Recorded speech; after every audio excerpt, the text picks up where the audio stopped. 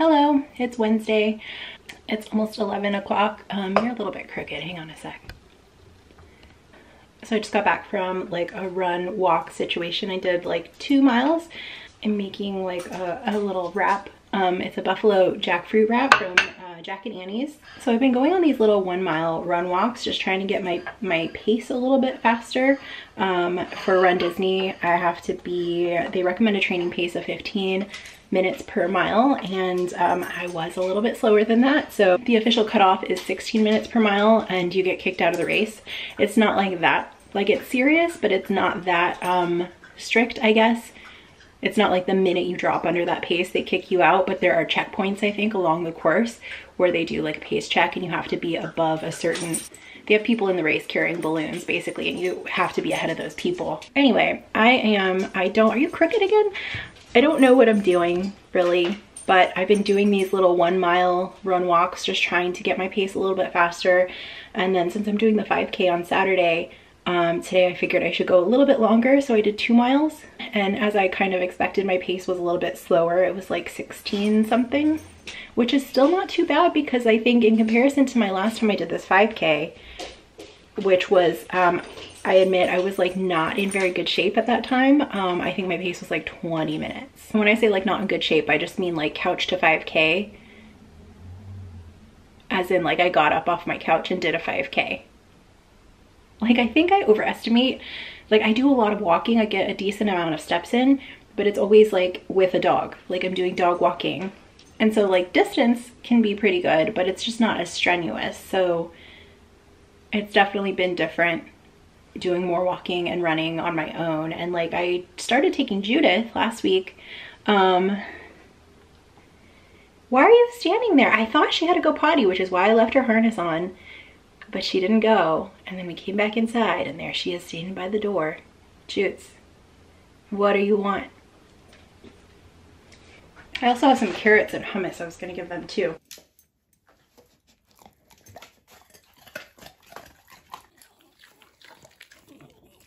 You want another one?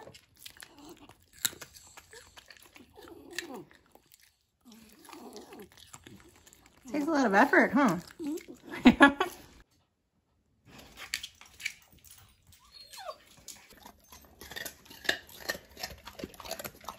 So I still have like four more dog walks to do today. I shouldn't say more dog walks, and I mean in addition to my human walk that I just did.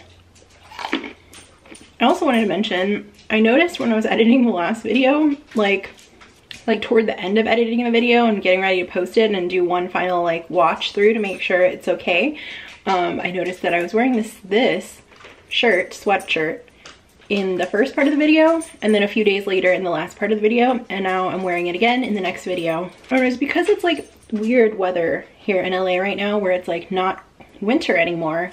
It's like trying to jump into summer, but not quite. I guess it's spring. So like right now it's kind of hot, but it could be cold. Like in the shade, it could be cold. So this is like a nice like lightweight all-purpose crew neck. But I did get a little coupon.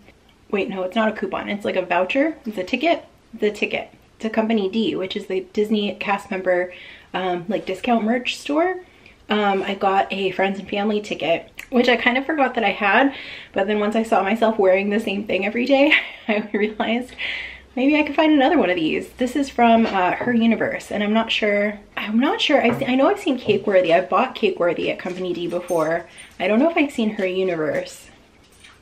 But like if I could find this exact same sweatshirt with like a different logo on it, I would totally get it. I would get probably more than one. But I also wanted to get some maybe like t-shirts or tank tops to like run in.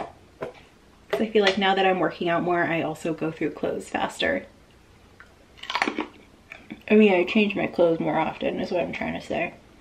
What else? There was one more thing I wanted to tell you, and I don't remember what it was. Oh, I'm wearing this old pair of glasses because I have this thing on my eye. And I think it's from the sun.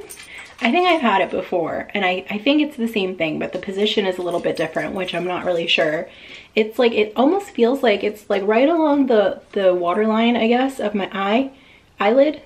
And it's like a little bubble. That's what I thought it was, like a little bubble. But I think it's actually just inflammation, and the way it sits like in that spot, it kind of pushes it up so it looks like a bubble.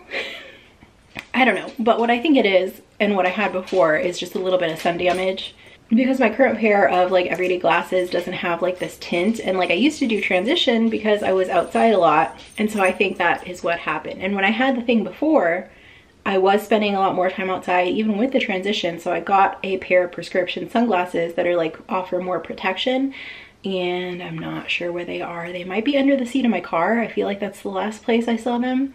But in the meantime, these were the next best option. And I was a little bit nervous, like, cause this prescription is probably from like 2018, 19.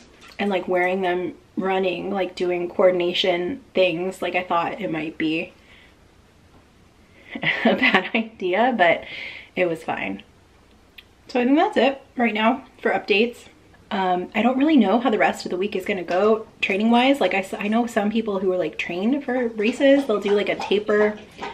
I'm still not totally sure what that means or if it's necessary. I think my my original goal for this race was to hit the 15-minute training pace for Run Disney, but like my number one realistic achievable goal is to just go faster than last year.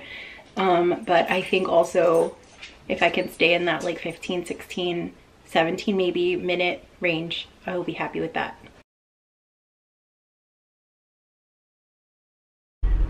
Oh my god, I'm sweating already. Okay. Hello, good morning. It's 6 a.m. I'm on my way to Dodger Stadium for the 5K, and I'm going to talk to you when I get there, because by the sounds of the group chat, it seemed like people were already arriving like when I was just getting out of the shower.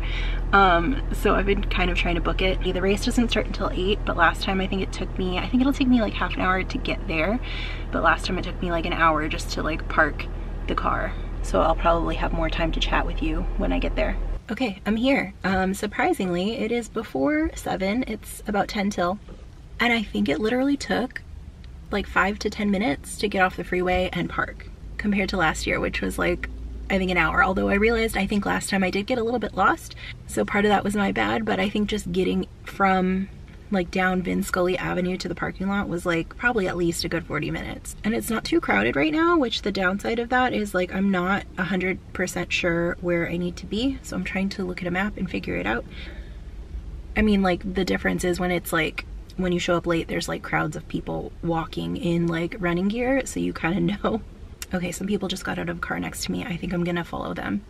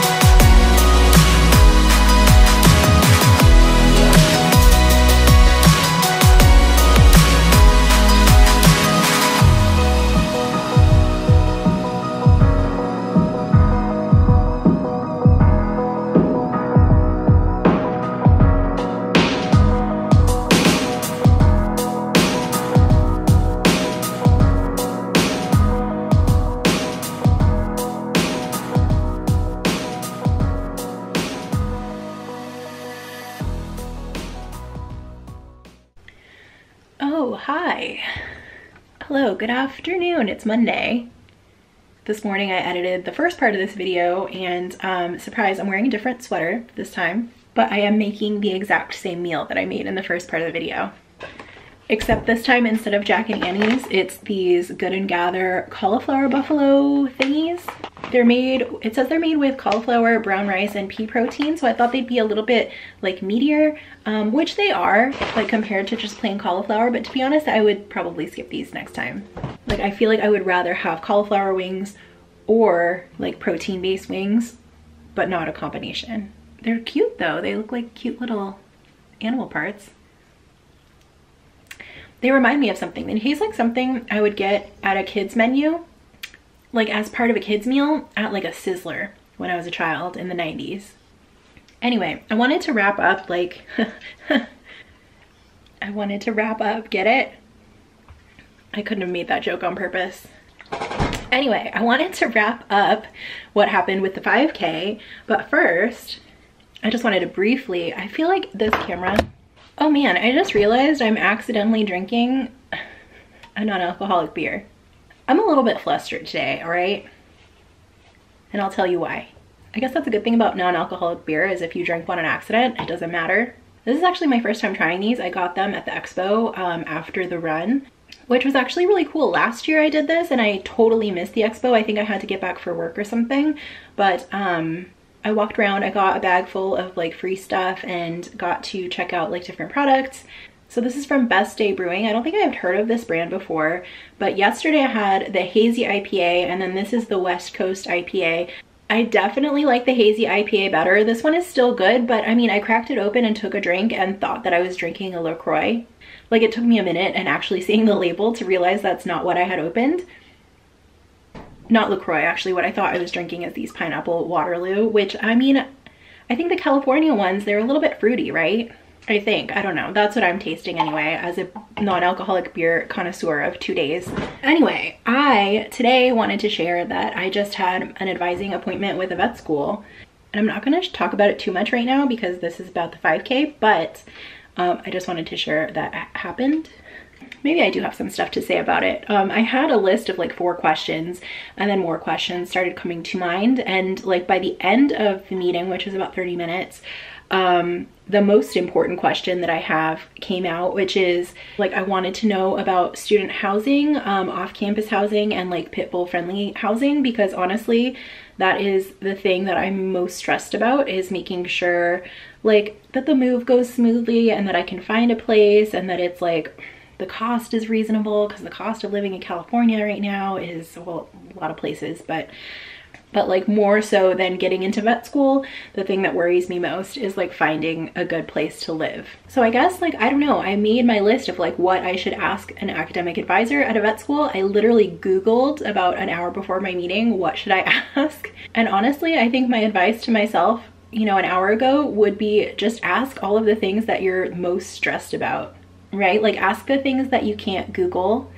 I feel like these things that like cause me the most stress, I have this idea that these are very unique problems to me and I have to handle it myself, figure it out myself, deal with it. But she mentioned that there, a lot of students have had this issue and have figured it out. So, and there's ways to like connect with other students like once you're admitted. So I'm definitely feeling more relieved about that. But I mentioned also to her that another thing I wanted to do is get Judith Canine Good Citizen certified, because I've heard that some renters or landlords, some landlords, not all, but some will appreciate having a Canine Good Citizen certificate. I mean, I feel like it probably also helps that I'm a dog trainer and in this scenario would be a vet school student. Anyway, I wanted to talk about the 5K and how things went. So basically, they went pretty well. I'm happy with how things turned out. I was also pleasantly surprised. I don't know what I was expecting to happen. I hadn't done like a 5K distance in like my training. It feels weird to call it training, my preparation. So I didn't really know like going that distance if it would slow me down, because I did have that goal of hitting the like 15-minute pace. But I have found that like when I do races in person, it could go either way. I feel like it inspires me to like go faster and run a little more than I like maybe would on my own. But it can also sometimes slow me down because there are distractions. There are like things to like stop and take pictures. And I think last year I did stop more and like take pictures. Conquer the Bridge, I definitely took pictures. This is also something that I'm factoring into my Run Disney pace. Like, and one reason that I would like to get a little bit faster is because I want to have time to dilly-dally. Like I want time to like stop and take photos and meet characters and like, I don't know, do whatever else is going on. So my pace goal was about 15 minutes to 16 minutes.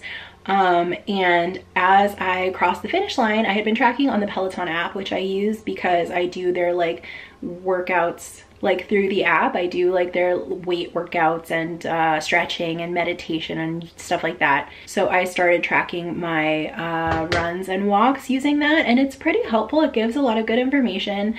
And I crossed the finish line, I stopped my activity, and it it showed that I had a pace of like 14 minutes and 22 seconds. So I was feeling pretty good about that. But when I got my finisher certificate, when they actually posted the stats, the chip time was at 15 minutes and 27 seconds. So I'm still feeling good about that. I feel like, I don't know, would I have felt better about it if I didn't see that 14 minute? Maybe, but I also feel like the 14 minute is like not too far.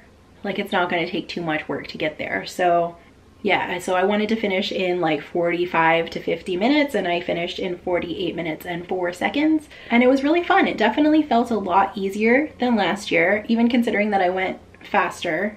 And so basically it turns out that training for a race actually makes it easier. Can you believe that?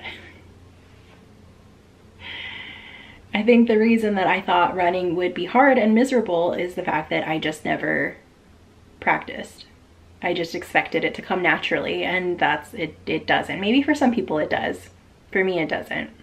So anyway, I'm going to wrap this up. Oh my God, I said it again. I have to eat my lunch, my wrap that I just made, and I'm gonna go to work. I have like 3 clients to see today.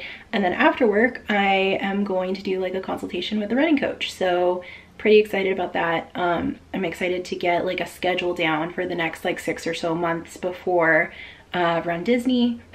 I'm excited about the stuff that I learned about vet school today and making more progress on that, and just feeling pretty good. So I'm gonna end the vlog and I'll see you next time.